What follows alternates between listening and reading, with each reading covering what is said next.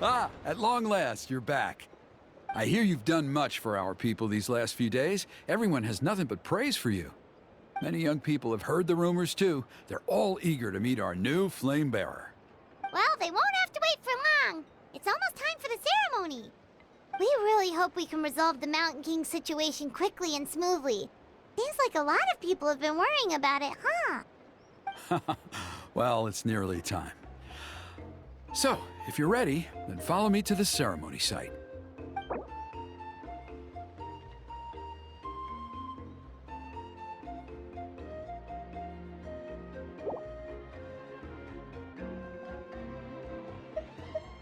Off we go!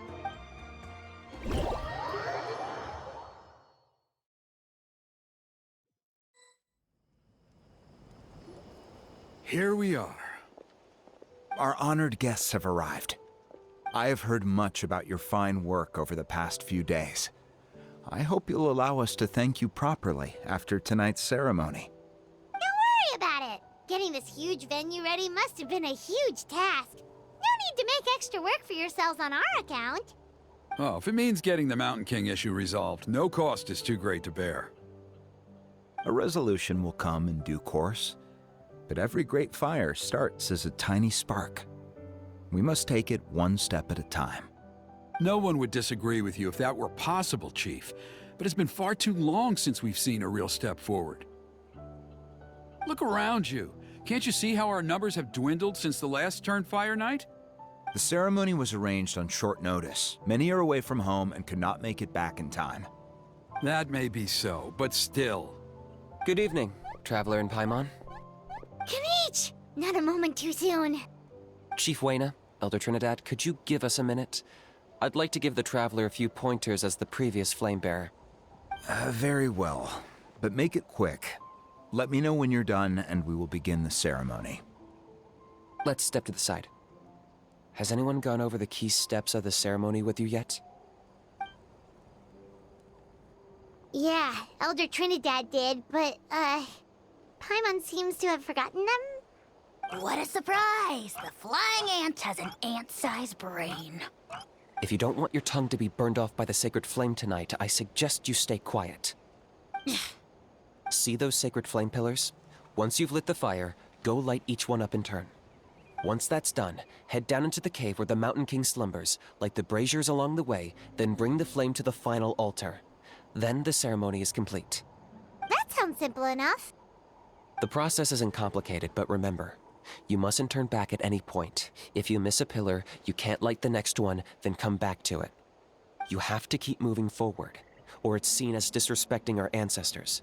If that happens, you won't receive the blessing of the Turnfire, and you'll have to start over. I made you a diagram that summarizes the steps. Take a look.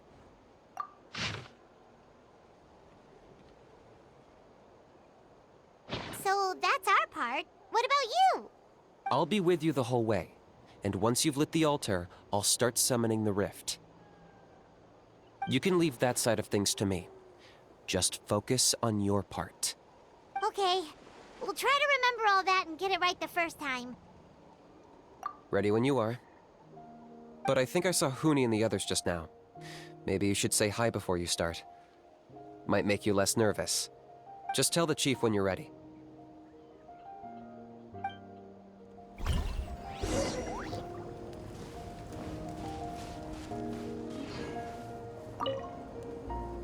Mr. Traveler, you look so cool today! You're gonna make sure the Mountain King never threatens us again, right? I believe in you. I'll be cheering you on the whole time.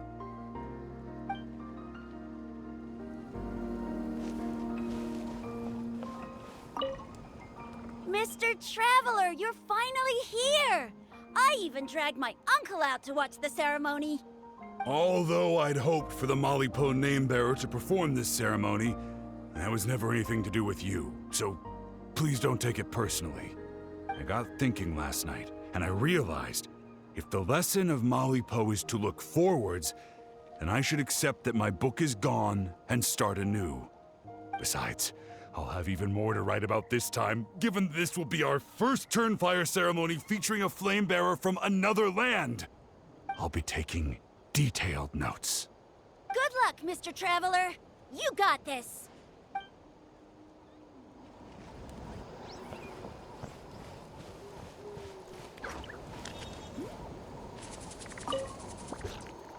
How are you doing? Is all in order? I'm counting on you. Don't forget what we talked about. By past fuel and present flame, life marches ever on. My brothers and sisters, the time has come to light the fire once again, and let the Turnfire night shine bright in Hoytzitlan.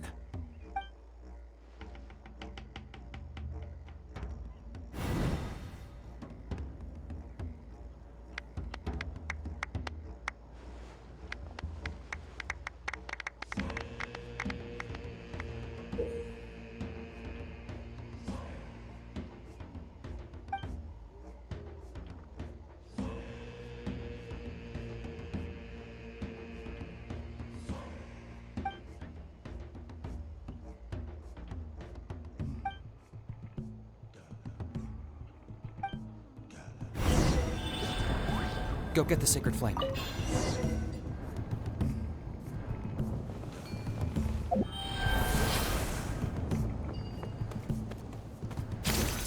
Nicely done. Off to a good start. Great stuff.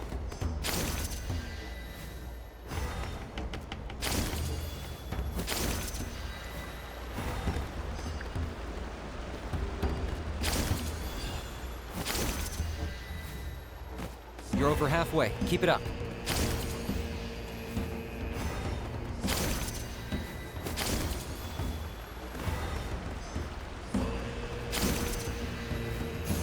Impressive. Just one more to go. Come on, one last push. The final sacred flame pillar is up ahead.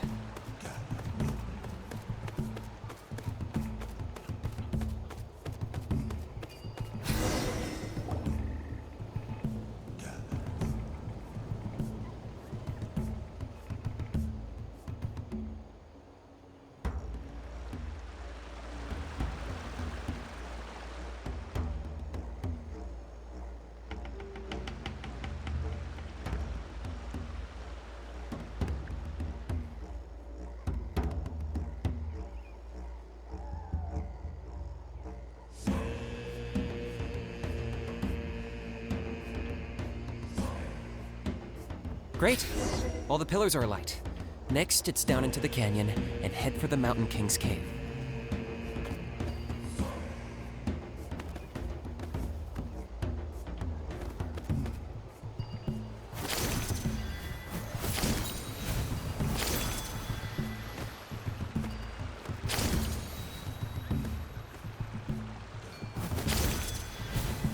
Almost there. The cave is just up ahead.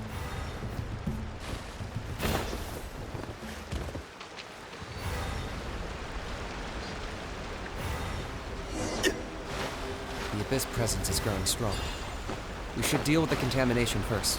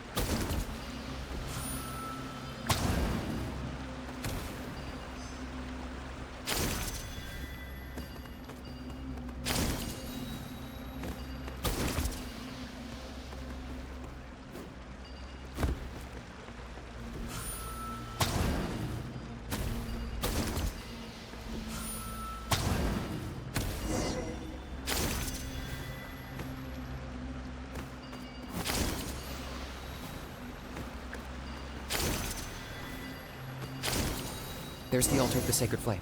Remember, light up the torches around it first.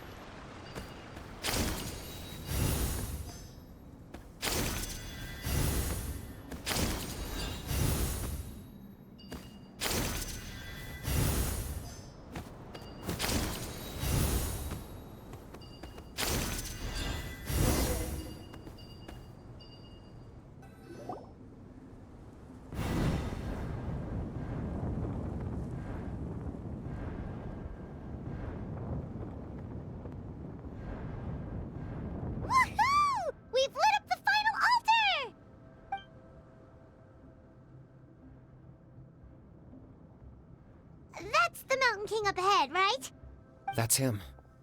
Kangamato, king of the Yumkasaurs from 500 years ago. He's very powerful. Paimon can tell. He's huge. Let's tread carefully. We don't want to wake him up. You've made it at last. You did even better than I expected. Traveler, now comes the final and most important step of the ceremony. Please use the power of the sacred flame to cleanse the Mountain King of abyssal filth. There's no need this time.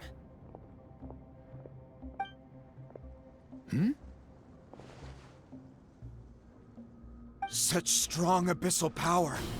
What is that thing? Kinich, what is the meaning of this?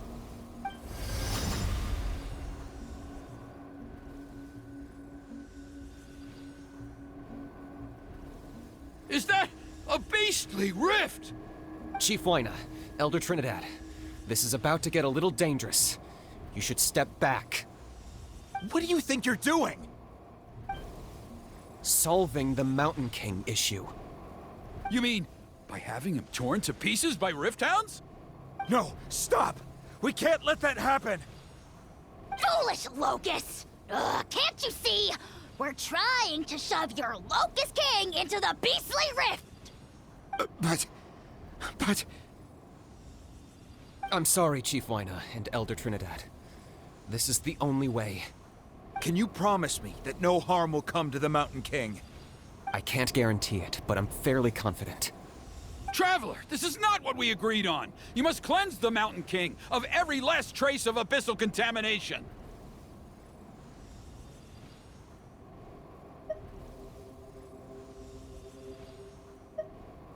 Okay, I see what this is. You've been in cahoots this whole time!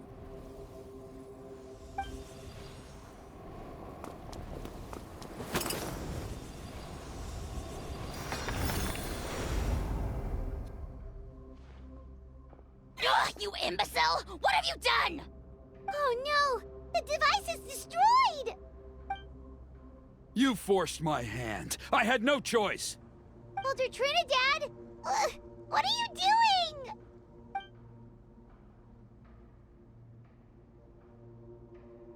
No! The Mountain King is waking up! He will cause even more casualties! Everyone, out! Now!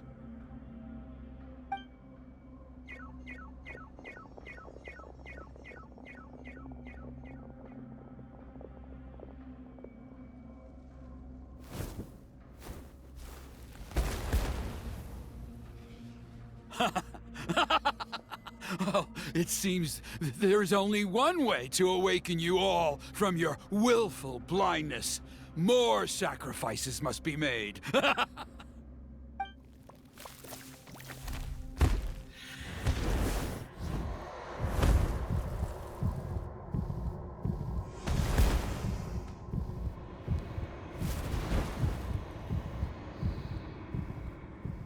Take me, O Mountain King! Take me as your next sacrifice!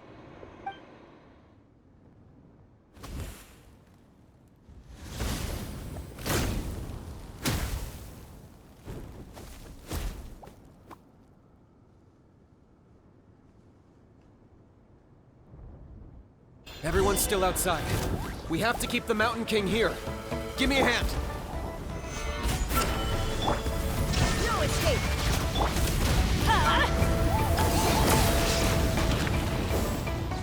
Let her rip! Watch out for the fruits he's spitting out. You can use those against him.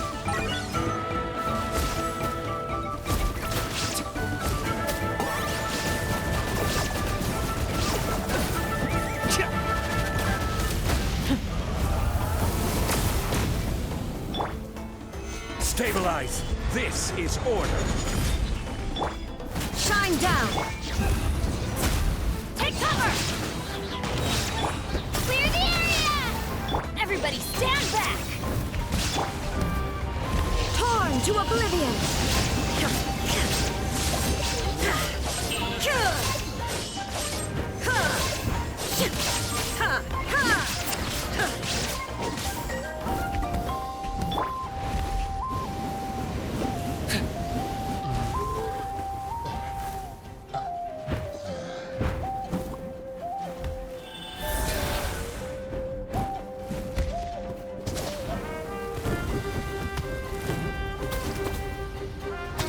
Yeah, that's it!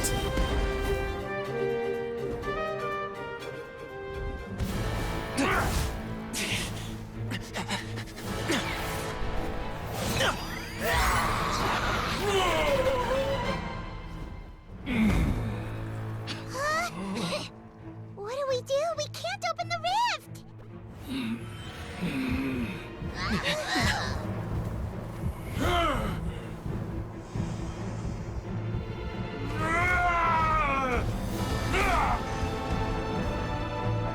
Kill me! Put an end to White's shame!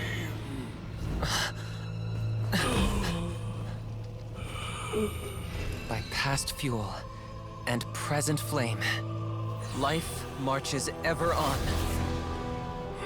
Oh, Burkina, I must atone.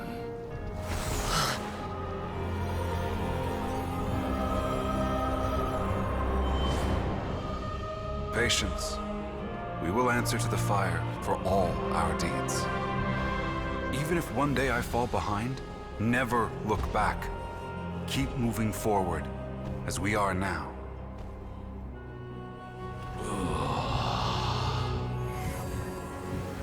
Live with your guilt and shame. This is the price to pay.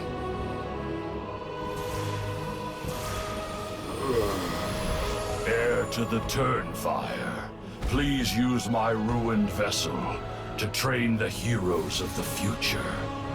The will of Kangamato will march ever on, till the abyss is stamped out.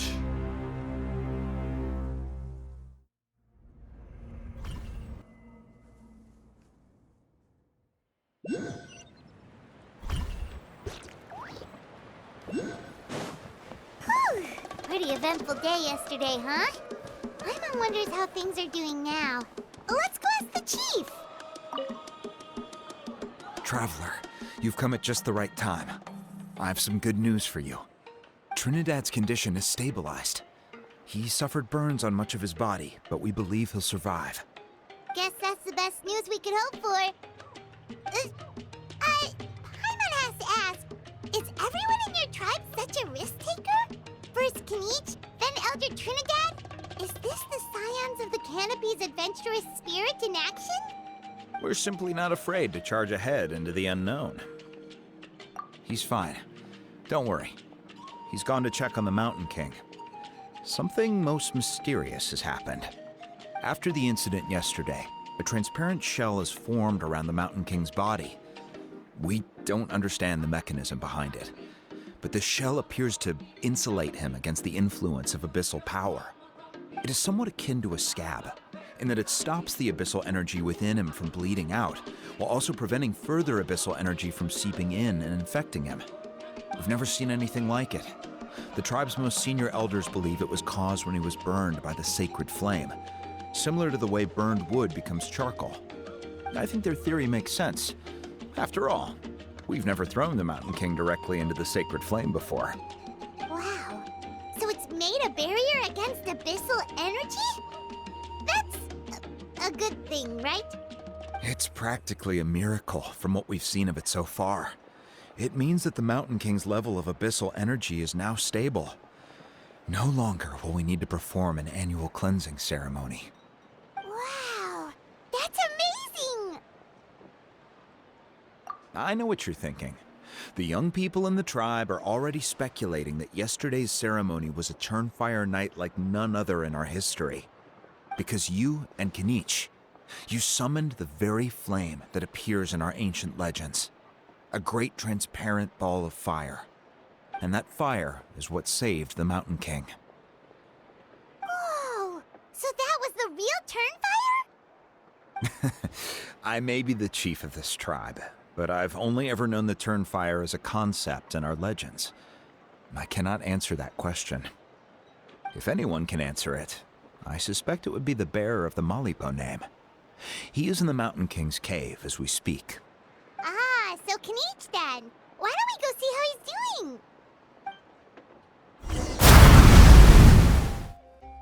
Hey yourselves. You two doing okay after yesterday? We were gonna ask you the same question. You scared Paimon half to death when you rushed into the fire. Sorry, I couldn't just stand and watch the Mountain King get burned alive. So you thought you'd try and extinguish the sacred flame with Dendro? Or is that an attempt to make the almighty Dragon Lord Kahulahau die of laughter? The sacred flame only possesses a fraction of the Pyro Archon's power. It's not as if I was fighting the Pyro Archon herself. Kanichi, when you went into the flames, were you intending to, Intending to what? to, do the same thing as Burkina? Sacrifice myself? Of course not. My focus was on keeping the Mountain King alive, not on what it would cost. But now I'm curious. What made you think I was going to sacrifice myself? Well, because everyone's saying the Turnfire is what saved the king last night. And Ponche's theory was that summoning the Turnfire is a tit-for-tat exchange, right? So, Paimon thought you decided to pay for it with your life. So you've heard that rumor too. I'm afraid I can't say for sure. What happened yesterday was a first for me too. Well, even if you don't know, there's probably no one in the world who does. What I would say is, if that really was the power of the Turnfire, I'd sooner believe that the Mountain King summoned it himself. The Mountain King? Then, what price did he pay?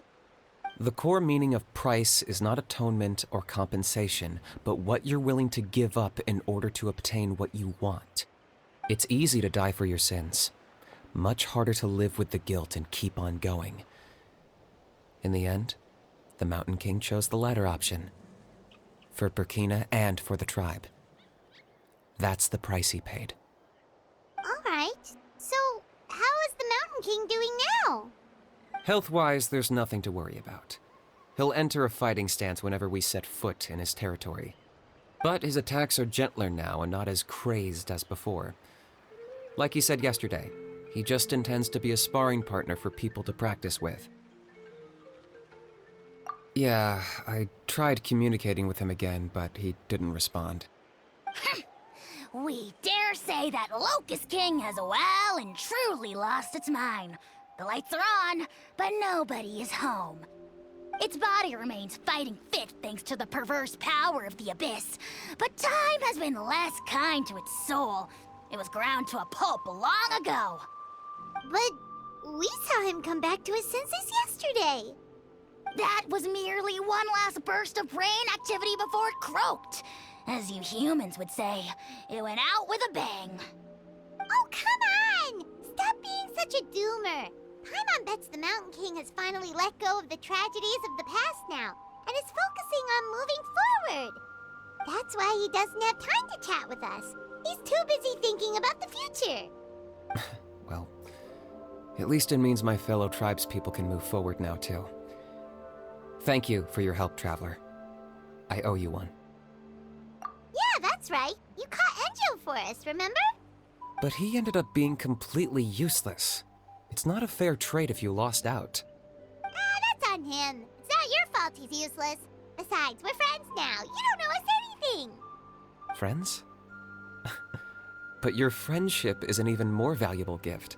I can't in good conscience accept it for free. So promise me, if you need anything in the future, you'll come to me. For you, I'll do anything.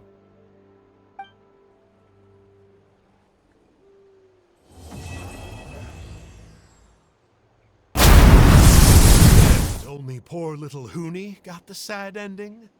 Yeah, everyone's happy except me. First Nana, then my dad. Why does everyone in my family have to suffer? Hoonie, it'll be okay. Your dad will get better soon. Toba, you're my friend, so I shouldn't say this to your face. But it was all the Mountain King's fault. Huh? Now hold your horses, kiddo. If you promise not to fight, Uncle Sanko will tell you a story. Okay, before you roll your eyes out of your skull, I promise you can trust me. I almost got my eyebrows burned off by the turnfire after last time. That's why I came back, to make it up to you. All right, I'll just get to the point. Do you know what Uncle Sanka loves the most about your people? What? Your extreme sports. Huh? On my first day here, I got hit by someone falling out of the sky. I believe you call it bungee jumping?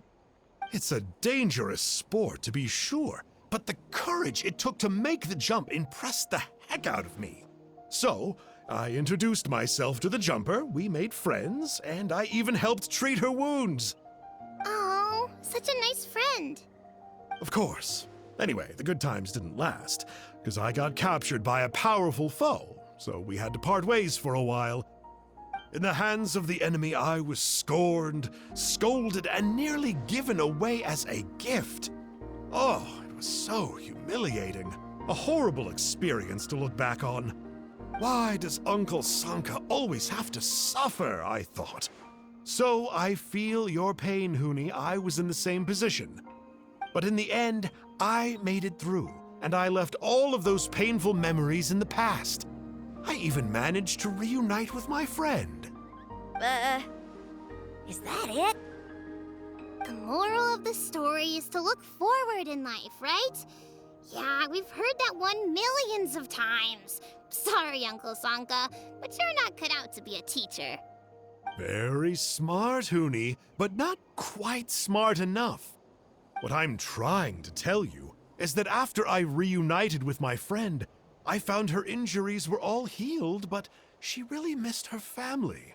So, I thought you might like to see her too. She's right behind you. Turn around and see. Another trick about not turning back? I'm not falling for that one again.